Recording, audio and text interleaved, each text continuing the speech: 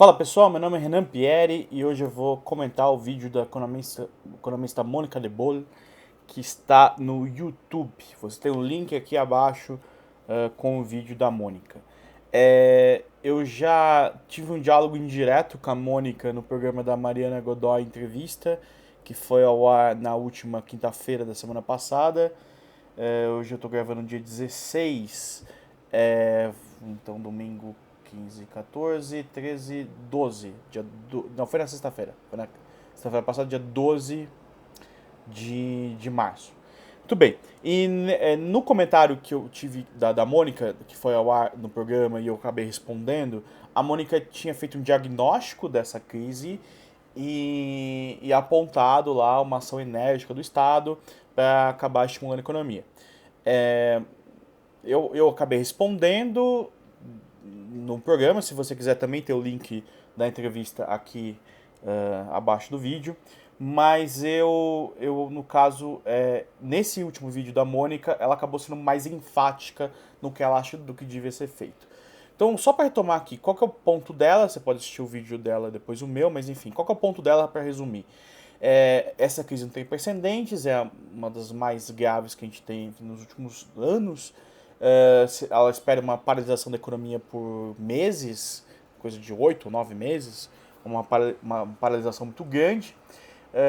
E isso tô na linha dela, eu não sei quantos meses a economia vai ficar paralisada, não sei o tamanho dessa crise, sei o percentual da população que vai ser infectada e nem a velocidade disso, mas estamos aí no consenso de que isso tem que retardar a contaminação para não sobrecarregar demais, ou mais do que vai ser sobrecarregado o sistema de saúde.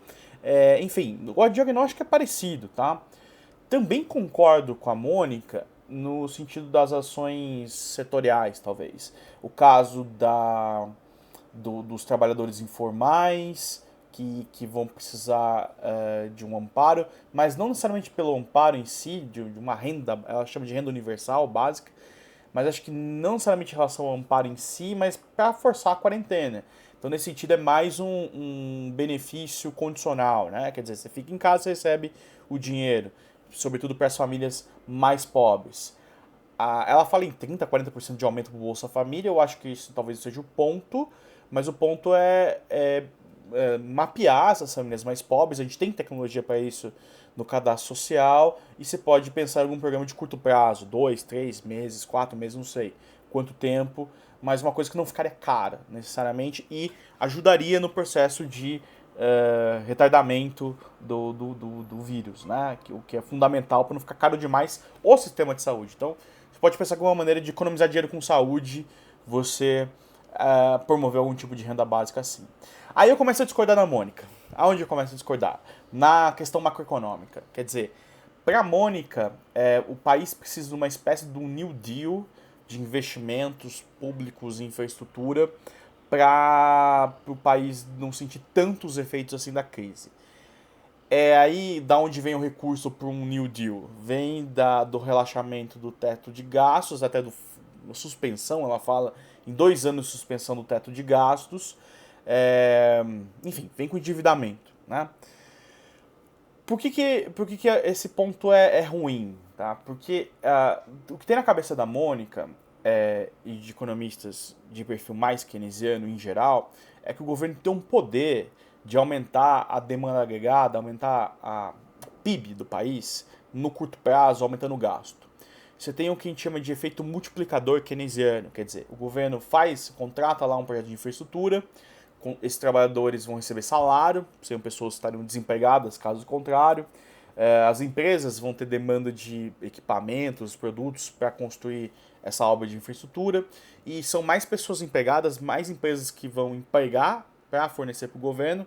E isso vai acabar gerando um efeito, uma roda, um ciclo virtuoso na economia, porque quem tem empregado compra produtos e essa empresa que vendeu produtos emprega mais gente. Já deve ter entendido, né? Esse efeito se esparrama pela economia. No final das contas, se investir o governo investir R$ 1, isso acaba tendo um impacto multiplicativo de algumas vezes sobre o PIB no final. Tá? Então é um jeito de tirar a economia do buraco. Tá? Foi o que o Keynes propôs para a crise derivada da Bolsa de 29, a Grande Depressão. né? Ele até faz lá uma piada, uma alegoria, dizendo que o governo podia até contratar pessoas para enterrar ou desenterrar garrafas numa praia. Enfim, o importante era gerar empregos. Muito bem. Qual que é o problema disso? O problema é que o teto em si, que a Mônica tanto odeia, ele não é. Ele é um sinal. Ele não é um problema em si. O problema é que existe o teto. Se você tira o teto, o que está sinalizando para a nossa classe política?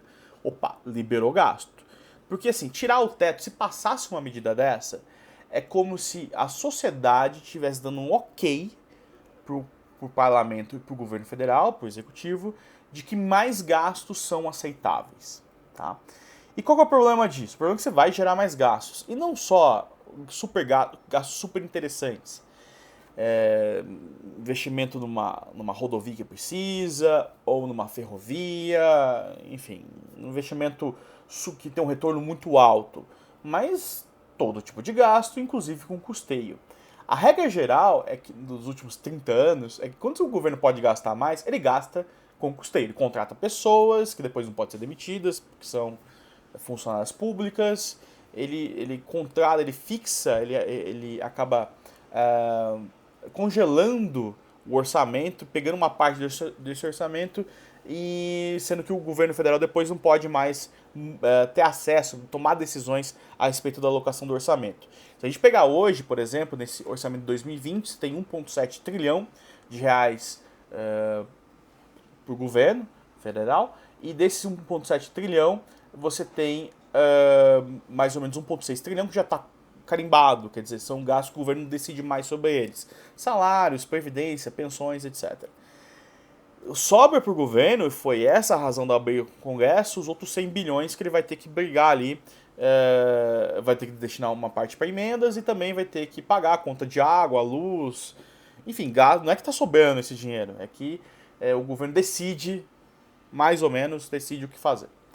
Muito bem, então se você tira o teto de gastos, né, que o teto de gastos foi uma medida do período do Michel Temer, que congelou os gastos públicos por 20 anos, o gasto real. Né, então você só pode ter aumento nominal se aumentar a inflação, mas enfim, o tanto real de gastos, de bens que o governo pode comprar, está congelado. Isso foi uma medida para estampar, né, para estancar a trajetória de crescimento explosivo da dívida. A dívida hoje está, eu não tenho o número exato, mas deve estar algo em torno de 80% do PIB. É um nível já bastante preocupante. A dívida vem aumentando, de certa forma, porque o governo tem déficit crônico, mesmo com as reformas, mesmo com a contenção de gastos. O governo tem tido déficit crônico ao longo dos anos. O governo não terminou a agenda de reformas, a reforma administrativa, né, a PEC federativa, né, a PEC emergencial. Não completou a agenda de reformas, então o déficit é bastante grande. E no momento que você aumenta o gasto público de maneira expressiva, a pergunta é: será que isso vai gerar o estímulo que a Mônica está esperando sobre o PIB? Tem dois pontos aqui. Primeiro, como eu já mencionei, a eficiência desse gasto. Quer dizer, não teria problema, tem um monte de empresa endividada. Não tem problema estar endividado. O problema é, você está endividado com projetos que vão trazer um retorno maior que esse risco e que esse investimento que você teve inicialmente. Será que o governo vai fazer isso? Você confia? Segundo, se as pessoas esperarem que esse aumento de gastos hoje vai ter como consequência daqui a um tempo um aumento de tributos, porque assim, a dívida não pode explodir para sempre. Né? A questão não é nem inflação. A dívida pode explodir para sempre. Tem um teto que vai chegar uma hora que todo mundo vai fazer, opa, esse país não vai pagar a dívida, então vamos todo mundo tirar o dinheiro de lá. Se isso acontecer, se as pessoas acharem, peraí, o governo vai deixar o país acabar, né, uma calamidade social, vai virar uma Venezuela, então vai chegar um momento que tem mais dinheiro no mercado agora, mas depois vai sair, né, vai sumir esse dinheiro, porque vai ter mais imposto. Se você acreditar nisso, você não gasta mais hoje. Tá? Então, mesmo que tenha pessoas que te deem dinheiro na tua mão, você segura o dinheiro e fala assim, opa, eu vou segurar esse dinheiro, porque eu não sei como é que vai ser amanhã, tanto porque a crise já está preocupante, tanto porque o governo pode aumentar os tributos para pagar esse aumento de dívida hoje. É o que a gente chama de equivalência ricardiana. E se você é macroeconomista, eu sei que não é nada óbvio que existe equivalência ricardiana, mas acho que no ponto que a gente chegou, em que o governo atingiu níveis estratosféricos de dívida, que tem pouco espaço no orçamento para qualquer coisa, e que a agenda de reforma já desacelerou bastante, você vê que o Ministério da Economia está segurando essa reforma administrativa faz meses. Né? Por quê? Porque não passa. Se mandar para lá, é mandar e ser rejeitado. Né? Num cenário desse, me parece que o potencial do governo em estimular a economia é praticamente zero. Então, nesse sentido, o Guedes tem razão quando ele diz que precisamos continuar com a agenda de reformas. Não porque isso vai estimular a economia, mas num momento de recuperação posterior, se o Brasil tiver feito a lição de casa, se o orçamento tiver equilibrado, a dívida não tiver numa trajetória explosiva, pode ser que a gente seja um bom destino para os investimentos no futuro. A curto prazo, eu acho, minha opinião, posso estar errado, minha opinião de que o governo pode tirar a economia do buraco, não vai acontecer. Não tem esse poder. Tá? O que pode continuar tirar a economia do buraco é a gente tentar, no máximo possível, conter o avanço do vírus e continuar produzindo. E aí, o ponto da Mônica que eu reforço, que é positivo, a gente tem que pensar nos mais vulneráveis, nas pessoas que não têm rendimento constante, que não tem poupança, os mais pobres. Aí, se isso sim pode ser uma medida de alívio de curto prazo, mas mais para evitar uma calamidade social do que estimular a economia. O governo estimular a economia com gasto público agora, o potencial é bem pequeno. Por outro lado, a política monetária, essa sim tem algum potencial. Quer dizer, a inflação está bem baixa, os juros dos Estados Unidos caiu, o Fed reduziu a taxa de juros, o Banco Central Americano, então tem espaço para reduzir ainda mais os juros aqui no Brasil. Então, nesse sentido, isso pode dar aí um pequeno alívio, mas se as pessoas ficarem em casa, meu caro, não adianta você dar mais dinheiro na mão delas, que também você vai achar que vai ser todo mundo consumindo. Não vai, tá? Meu nome é Renan Pieri, fico por aqui, faz seu comentário aqui embaixo para dizer o que você acha dessa discussão. Até mais.